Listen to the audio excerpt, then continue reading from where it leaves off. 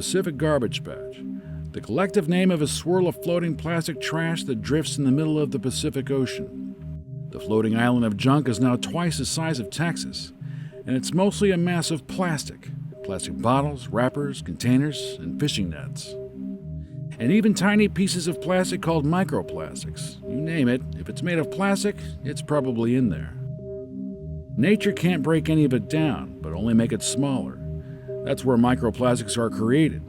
And all of it, large and small, is lethal to fish, wildlife, and people. Most materials that you find in nature's had millions of years to figure out how to break down. Plastic's only been around for 100 years at most. Much of this garbage is made up by a type of plastic called PET, or polyethylene terephthalate, that you might find in things like water bottles and other packaging. But what if we found something in nature that could actually eat some of it? In our lab, we've taught this microbe that couldn't eat plastic how to eat plastic.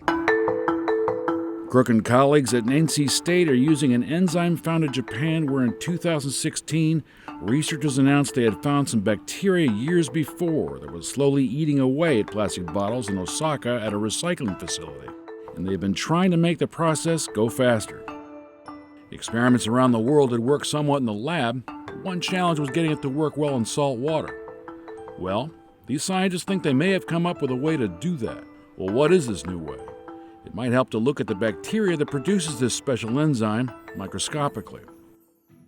What you're seeing are actual images of Adionella sakaiensis. This is the microbe that was discovered by researchers in Japan.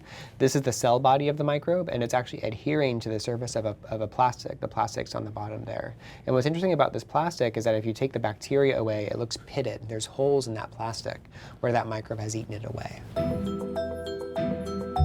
Crook and Tanyu Lee are hacking this Japanese plastic-eating enzyme and putting it into a bacteria called Vibrio nitrogens, which is a super fast-growing bacteria that thrives in salty environments like the ocean. This strain is actually the fastest-growing microbe that we know of. When they inject their hacked enzyme into this super bacteria, flagella at its tail helps it swim toward the plastic molecules using enzymes they say are displayed on top, which are ready for eating. They call what's going on here hitchhiking. For the experiment, they first grow their bacteria in some nutrients, and once that's done, they add a sample of their PET plastic, and it ends up looking a bit like, well, cooking broth. So you've prepped everything. What are the next steps at this point? So next step, we'll mixing the PET microplastics into the cell culture. So wait, hold that up a little bit. Looks kind of like goo. I mean, what actually is ultimately in there now?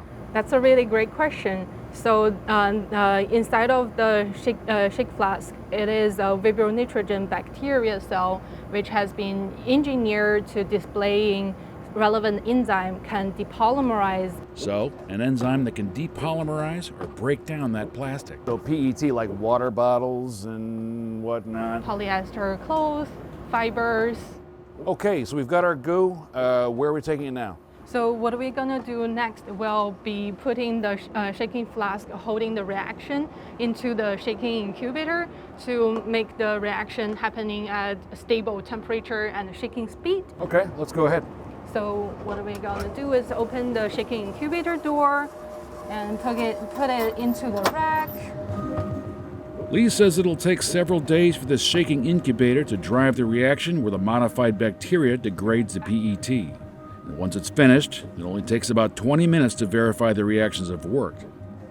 The sample is typically around 10 microliters, which is certainly not a huge amount, but that's why the research is so important, since it may have big potential in getting rid of PET, which makes up about 12% of all plastic around the world.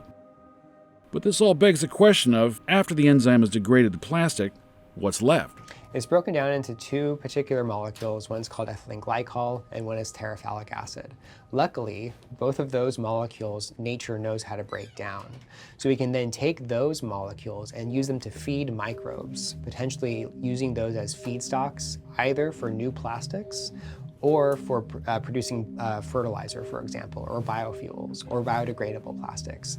So the result is the bacteria keeps growing as long as the plastic food stock lasts. It's almost a closed-loop process. Crook says that one day he hopes one could throw a simple packet of this solution into a vat with unwanted PET plastic and get rid of it. But he cautions they're still well in the research phase, and while their process breaks down PET, there are lots of different types of plastic, and each one of those will need a different biological strategy to get the job done. All of these plastics are chemically different, and so they require different enzymes to break them down. That's why there's actually a large global community of researchers trying to make enzymes and microbes that can break down all the different types of plastic that are an issue in the environment.